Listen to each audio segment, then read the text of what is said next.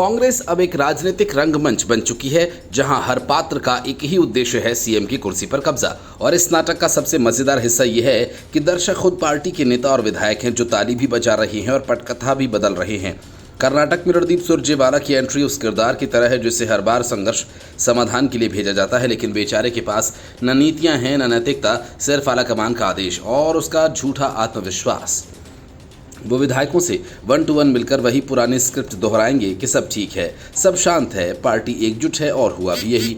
क्योंकि दिल्ली में बैठे मल्लिकार्जुन खड़गे ने कह दिया कि सत्ता परिवर्तन का फैसला दिल्ली में होगा, बेंगलुरु में नहीं।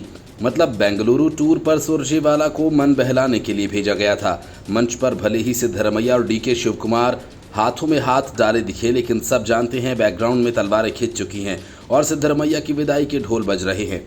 सिद्धरमैया बनाम डीके शिवकुमार की लड़ाई अब किसी से छिपी नहीं है। राम और शिव वाली कविता अब बासी हो चुकी है, क्योंकि अब दोनों देवताओं के अनुयायी नहीं बल्कि राजनीति के अवतार बन चुके हैं, जिसका धर्म सिर्फ सत्ता है। कांग्रेस आलाकमान को समझ नहीं आ रहा कि खड़गे के घर में लगी आग को पानी से बुझाएं या डीजल डालकर नया शो रचाएं। राज्य के मंत्री के.एन. राजन्ना ने जिस तरह क्रांतिकारी घटनाओं की भविष्यवाणी की, उससे साफ है कि कांग्रेस के मंत्री अब नेता नहीं, ज्योतिष बन चुके हैं। और ये ज्योतिषी भविष्य नहीं बताते बल्कि भविष्य घटित करते हैं।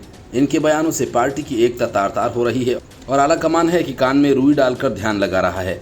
हैरत की बात यह है कि कांग्रेस जो देश को चलाने का सपना देखती है, अपनी एक राज्य सरकार को चलाने में असमर्थ है। गुटबाजी इतनी तीखी है कि विधायक प्रेस कॉन्फ्रेंस करके सीधा ऐलान कर देते हैं, अगला सीएम मेरा नेता ही बनेगा, जैसे कोई मोहल्ले का क्रिकेट मैच हो रहा हो।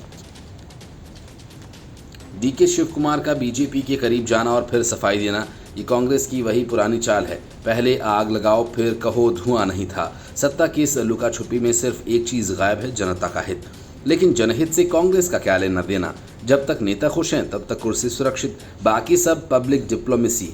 अब बात आती है रणदीप सुरजेवाला की रिपोर्ट पर। मान ले कि वो आलाकमान को बताएं कि सर विधायक बगावती मूड में है, तो आलाकमान क्या करेगा? जो कांग्रेस अध्यक्ष अपने ही गृह राज्य में नेतृत्व नहीं बचा पा रहा, वो दिल्ली में क्या कंट्रोल करेगा? खड़गे की भूमिका अब शुभचिंतक तक सीमित रह गई है। विधानसभा में बहुमत होने के बावजूद कांग्रेस पूरी तरह से डरी हुई है, क्योंकि शिव कुमार ब्रिगेड कभी भी बगावत कर सकती है। बीजेपी को भी पता है कांग्रेस को हराने के लिए चुनाव नहीं, बस इंतजार चाहिए। सिद्धरमैया के 30 महीने पूरे होते ही डीके शिवकुमार अगर सीएम बन भी जाएं तो भी पार्टी में स्थिरता नहीं आएगी, क्योंकि कांग्रेस का डीएनए ही है अस्थिरता में स्थायित्व ढूंढना। कर्नाटक कांग्रेस फिलहाल सत्ता में है, लेकिन पार्टी सत्ता से परे की लड़ाई लड़ रही है। आलाकमान बनाम जमीनी नेता, सिद्धरमैया बनाम शिवकुमार और दिल्ली बनाम बेंगलुरु।